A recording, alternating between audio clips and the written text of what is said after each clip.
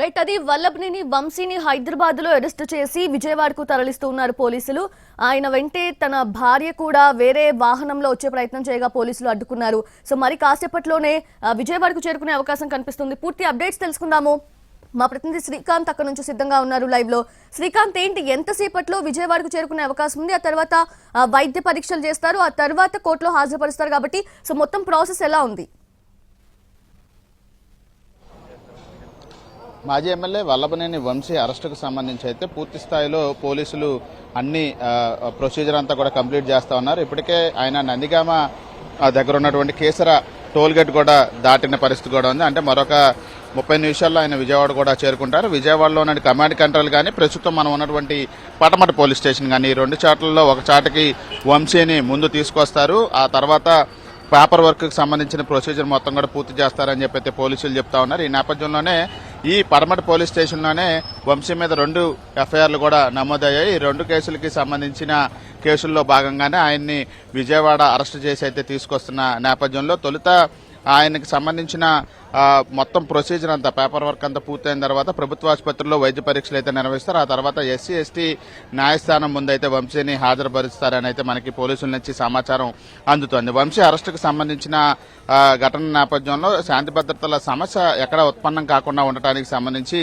అటు కృష్ణా జిల్లా పోలీసులు కూడా అప్రమత్తమయ్యారు. ఏదైతే వంశీ సొంత నియోజకవర్గమైనటువంటి గన్నవరంలో పోలీస్ పికెటింగ్ ను కూడా ఏర్పాటు చేశారు. మరోవైపు కృష్ణా జిల్లాకు సంబంధించిన వైసీపీ అధ్యక్షుడు మాజీ మంత్రి పేర్ని నానిని కూడా హౌస్ అరెస్ట్ చేశారు.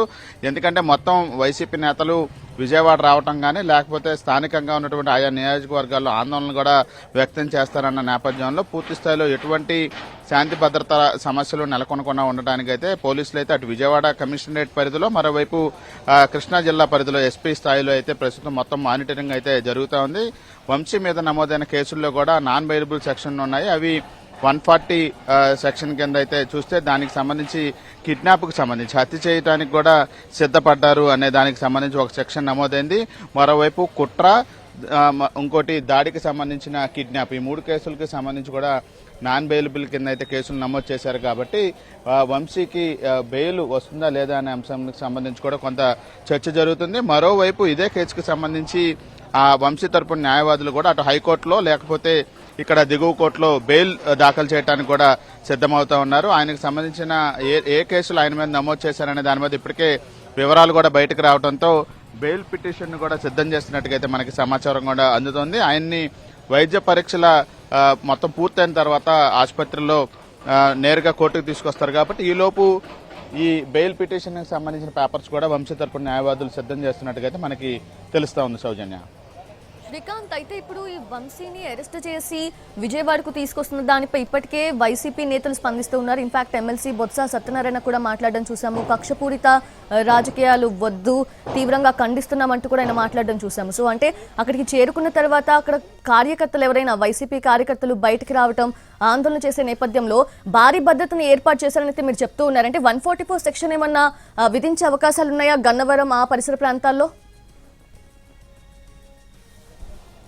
అంటే ఇప్పటికే మొత్తం ఎక్కడైతే వైసీపీ మద్దతుదారులు ఉంటారో కృష్ణా జిల్లాలో వంశీకి సంబంధించి కానీ ఇతర ప్రాంతాల్లో కానీ, ఎందుకంటే ప్రధానంగా వంశీ నియోజకవర్గం గన్నవరం అది కృష్ణా జిల్లా పరిధిలో ఉంది. దానికి సంబంధించిన జిల్లా అధ్యక్షుడిగా మాజీ మంత్రి పేరు నాని ఉన్నారు. పేరు నానిని ఇప్పటికే హౌస్ అరెస్ట్ చేశారు.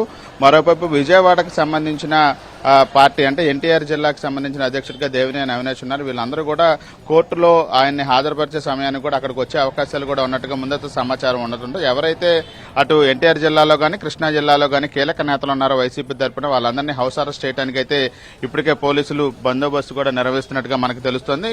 అదేవిధంగా గన్నవరం నియోజకవర్గం వంశీ సొంత నియోజకవర్గం కాబట్టి అక్కడికి నేరుగా జిల్లా ఎస్పీ గంగాధరే వెళ్లారు. అక్కడికి వెళ్లి పోలీస్ పికెటింగ్ కూడా ఏర్పాటు చేసి ఎవరు కూడా వంశీ మద్దతుదారులు కానీ ఎవరు కూడా బయటకు రాకుండా చర్యలు చేపట్టినట్టుగా తెలుస్తోంది. ఇప్పటికే వంశీ అరెస్టు మీద రాజకీయంగా మాటల యుద్ధం కూడా మొదలైంది. బొత్స సత్యనారాయణ ఎవరైతే వైసీపీ మండలి ప్రతిపక్ష నేతగా ఉన్నారు. ఆయన దీనికి సంబంధించి కక్షపూరిత చర్యలు సరికాదని చెప్పడం. మరోవైపు టీడీపీకి సంబంధించి మాజీ మంత్రి ఎమ్మెల్యే సోమిరెడ్డి కూడా ప్రస్తుతం మాట్లాడారు. వంశీ లాంటి వ్యక్తుల మీద ఖచ్చితంగా చర్యలు తీసుకోవాలని అని సమాజం కూడా కోరుతుందని కూడా ఒకవైపున చెప్తున్న నేపథ్యంలో వైసీపీ అదేవిధంగా టీడీపీ రెండు పార్టీల మధ్య వంశీ అరెస్టుకు సంబంధించిన మాటల యుద్ధం అయితే ప్రస్తుతం కొనసాగుతుంది. వైసీపీ కూడా ఈ అంశానికి సంబంధించి తన అధికారిక ట్విట్టర్ ఖాతా నుంచి కూడా ట్వీట్ కూడా చేసిన నేపథ్యంలో వరుసగా తెలుగుదేశం పార్టీకి సంబంధించిన ఎమ్మెల్యేలు కూడా వంశీ అరెస్టుకు సంబంధించి స్పందించే అవకాశాలు ఉన్నాయి. 12:30 గంటల సమయం తర్వాత విజయవాడ తూర్పు నియోజకవర్గ ఎమ్మెల్యే గద్దె రామ్మోహన్ కూడా వంశీ అరెస్టుకు సంబంధించి మీడియా ముఖంగా మాట్లాడబోతా ఉన్నారు. ఇక మరి గన్నవరానికి సంబంధించి వంశీ మీద గెలిచిన యార్లగడ్డ వెంకట్రావు కూడా ఈ అంశానికి సంబంధించి స్పందించే అవకాశాలు ఉన్నట్టుగా మనకి తెలుస్తా ఉంది. సౌజన్య, శ్రీకాంత్, అసలు ఎంతమంది పోలీసులు మోహరించారు అక్కడ, అంటే భద్రతా బలగాలు ఎంతవరకు ఉన్నాయి, అండ్ అలానే ఇప్పుడు వైద్య పరీక్షలు ఎంతసేపు జరిగే అవకాశం ఉంది, అక్కడ ఏర్పాట్లు ఎలా ఉన్నాయి గవర్నమెంట్ హాస్పిటల్లో? అంటే విజయవాడ వచ్చిన తర్వాత పేపర్ వర్క్ అనేది వంశీ అరెస్టుకు సంబంధించి అంతా పూర్తయిన తర్వాత పోలీసు బందోబస్తు అంటే ర్యాపిడ్ ఫోర్స్ ఎవరైతే ఉంటారో వాళ్ళందరినీ కూడా ప్రస్తుతం కీలక ప్రాంతాల్లో ఏర్పాటు చేశాం. మనం విజువల్స్ లో కూడా చూడొచ్చు.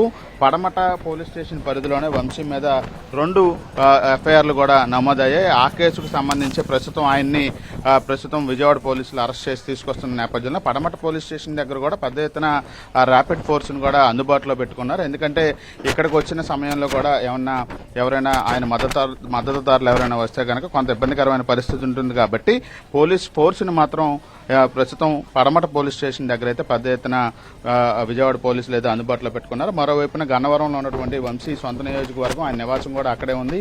అక్కడ కూడా ఎస్పీ ఆధ్వర్యంలో అయితే బందోబస్తు పోలీస్ పికెటింగ్ ను కూడా ఏర్పాటు చేశారు. ఇక మూడోది విజయవాడలో ఉన్నటువంటి న్యాయస్థానం, అక్కడికి ఆయన్ని చివరిగా వైద్య పరీక్షల అనంతరం అక్కడ హాజరుపరుస్తారు కాబట్టి అటు గవర్నమెంట్ హాస్పిటల్లో అదేవిధంగా కోర్టులో 2 చోట్ల కూడా బందోబస్తుని ఏర్పాటు చేసినట్టుగా మనకు తెలుస్తా ఉంది. 144 సెక్షన్ ప్రస్తుతానికి విధించలేదు, కానీ ఎవరు కూడా రోడ్ల మీదకి వచ్చి ఇబ్బంది పెట్టదే కనుక ఖచ్చితంగా వాళ్ళని అదుపులో తీసుకోవడానికి అయితే పూర్తి స్థాయిలో పోలీస్ బందోబస్తు అయితే విజయవాడ వ్యాప్తంగా ఏర్పాటు చేసినట్టుగా మనకు తెలుస్తా ఉంది. సౌజన్య, అలాగే వైద్య పరీక్షలకి తరలించే సమయంలో హాస్పిటల్ సరౌండింగ్స్ లో కూడా ఎటువంటి ఏర్పాట్లు ఉన్నాయి శ్రీకాంత్? బికాజ్ ఆ ఫ్యామిలీ మెంబర్స్ కానీ ఎవరైనా కీలక నేతలు కార్యకర్తలు ఎవరైనా వచ్చే అవకాశం ఉంది కాబట్టి హాస్పిటల్ సరౌండింగ్స్ లో ఎలా ఉంది భద్రత? అంటే ఖచ్చితంగా కూడా వంశీకి సంబంధించిన మద్దతుదారులు కానీ పార్టీకి సంబంధించిన నేతలు గారి వైద్య పరీక్షల నిమిత్తం ప్రభుత్వ ఆసుపత్రికి వచ్చే సూచనలు ఉండడంతో అక్కడ కూడా కొంతమందిని పోలీసు బందోబస్తుని ఇప్పుడే ఏర్పాటు చేసినట్టుగా మనకు తెలుస్తోంది. ఎందుకంటే వంశీని అరెస్ట్ చేసిన తర్వాత విజయవాడకు తరలించే క్రమంలో ఆయనతో పాటు వేరే వాహనాన్ని వంశీ భార్య కూడా అనుసరిస్తూ వస్తున్న నేపథ్యంలో కొద్దిసేపటి క్రితమే నందిగామ టోల్గేట్ దాటిన తర్వాత వంశీ భార్య వాహనాన్ని కూడా పోలీసులు అడ్డుకున్నారు, అనుమతించలేదు. దీంతో ఓన్లీ వంశీ ప్రయాణిస్తున్న వాహనం మాత్రమే నగరంలోకి వస్తా ఉంది. ఈ నేపథ్యంలో ఈ సమాచారం తెలుసుకున్నటువంటి వైసీపీ నేతలు కొంతమంది అందుబాటులో ఉన్న కేడర్ వరకు కూడా విజయవాడ ఆసుపత్రికి లేదా ఆ తర్వాత కోర్టుకు గానీ వచ్చే అవకాశాలు కూడా ఉన్న నేపథ్యంలో అటు కోర్టు దగ్గర అదేవిధంగా కేసులు నమోదైనటువంటి ప్రస్తుతం మనం ఉన్నటువంటి విజయవాడ పడమట పోలీస్ స్టేషన్ దగ్గర అదేవిధంగా ప్రస్తుతం ఆయన విజయవాడ తీసుకొచ్చాక వైద్య పరీక్షల నిమిత్తం తీసుకెళ్లే గవర్నమెంట్ హాస్పిటల్ దగ్గర 3 చోట్ల కూడా పోలీసు బందోబస్తుని ఏర్పాటు చేసిన పరిస్థితి కూడా ఉంది. మరికొద్దిసేపట్లోనే వంశీ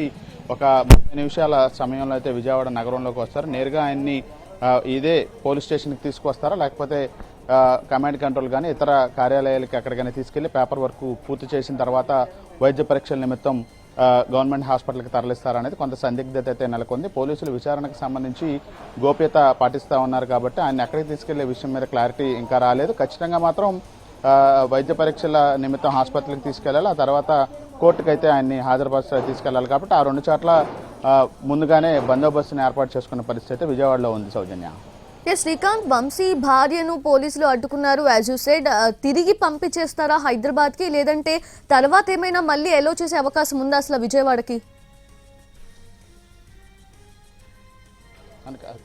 ప్రస్తుతానికైతే వాహన శ్రేణి వెనకాల వస్తున్నటువంటి వాహనాలని ప్రస్తుతానికైతే అడ్డుకోవడం కూడా జరిగింది. ఆ తర్వాత ఆమె కంటిన్యూ అవుతున్నారా లేకపోతే విజయవాడ వరకు వస్తారా అనేది అయితే కొంత సమయం కూడా పట్టే అవకాశాలు కూడా ఉన్నాయి. ఎందుకంటే హైదరాబాద్ నుంచి కూడా ఆమె వంశీ ప్రయాణిస్తున్నటువంటి ఎస్కార్ట్ వాహనాన్ని అనుసరిస్తూనే వస్తున్నారు. నందిగామ దగ్గరకు వచ్చిన తర్వాత మాత్రమే పోలీసులు ఆమె వాహనాన్ని అడ్డుకోవడం కూడా జరిగింది. కాబట్టి ఆ తర్వాత కొద్దిసేపటికే ఆమె మళ్ళీ కంటిన్యూటీగా విజయవాడ కూడా వస్తుంది అనేది అయితే సమాచారం మనకి అందుతా ఉంది. విజయవాడ వచ్చిన తర్వాత ఆయనకి వైద్య పరీక్షలు అదేవిధంగా కోర్టులో హాజరుపరిచే వరకు కూడా ఆయనకి సంబంధించిన వ్యక్తుల్ని అనుమతిస్తారు. కాబట్టి పూర్తి స్థాయిలో ఆయన భార్య కూడా విజయవాడ వచ్చే అవకాశాలు ఉన్నట్టుగా మనకు తెలుస్తుంది. ఒక అరగంట సమయంలో ఆయన విజయవాడ వచ్చిన తర్వాత ఈ ప్రొసీజర్ అంతా పూర్తవుతుంది. తర్వాత వైద్య పరీక్షలు అనంతరం కోర్టులో హాజరుపరుస్తారు.